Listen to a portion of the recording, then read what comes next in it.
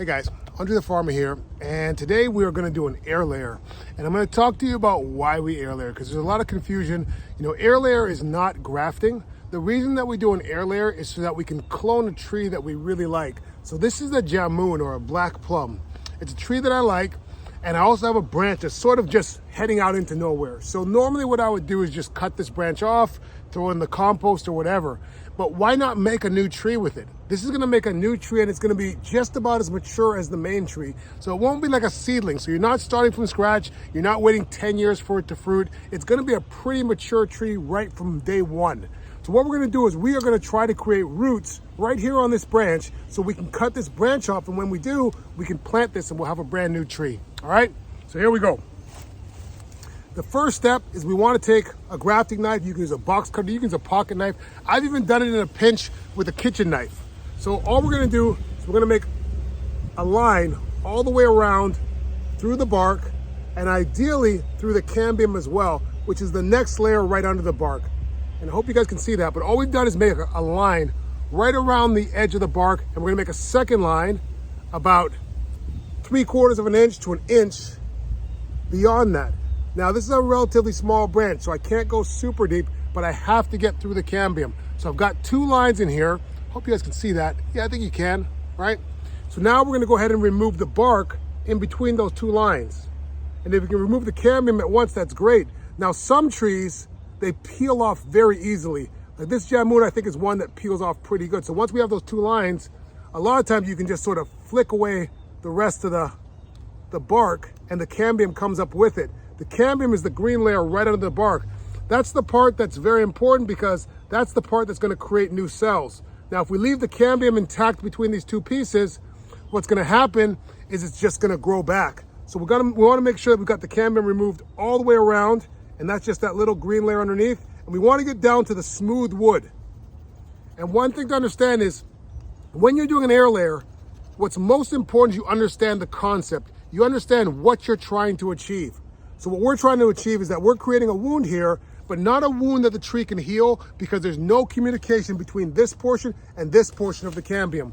So we're gonna create darkness around here and put some soil here so that this tree then thinks it's underground, and these cells will differentiate into roots. And once we have roots, then we can remove this branch and we can plant it, and we have a brand new tree, which is an exact clone of the original tree. Now, a lot of times I use rooting powder or rooting hormone when I'm doing this, but there are a lot of other things you can use as well. You can use cinnamon, you can use honey, and you can use this. This is aloe from my garden, and all we're gonna do is squeeze out some aloe, and aloe is a great rooting agent. So we're gonna just squeeze that out there, and it's all gooey. Look at that, all over there. Aloe is amazing. It does a lot of great things for you, but it's great for plants too. You can even make fertilizer out of it. If you haven't seen my video on that, check it out. I have a video on how to make fertilizer with your aloe plants.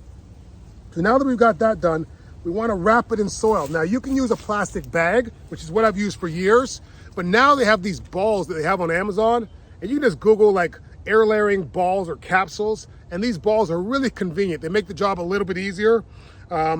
You know, normally with a bag, you know, it's almost a 2-man job, but it's a lot easier with this capsule. And all I'm gonna do is just surround that trunk with this. And now I have it filled with peat moss.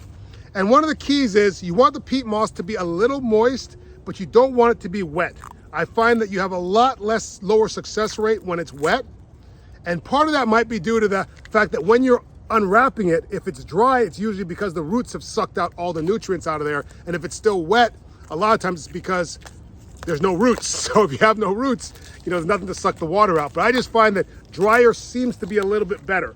So I try not to make them wet where they're dripping water, but you want them moist, and you're gonna wrap them up. And all the wrap does is keep the moisture in, but it also keeps ants out. Here in Florida, we have a lot of ants, and they love to get into these air layers for some reason and build nests. It just seems like an ideal habitat for them. So I wrap it up really good. Probably overwrap it. And this is gonna sit here for about 3 months. Now, one of the keys to that is you wanna know when 3 months is, right? So if you just do these, you're not gonna remember. So put a label on it. I have a label right here with the date, and that's gonna tell me when I did this, so I know to check in about 3 months, all right? If you learned something, hit the like button, subscribe. Hope you enjoyed that, all right?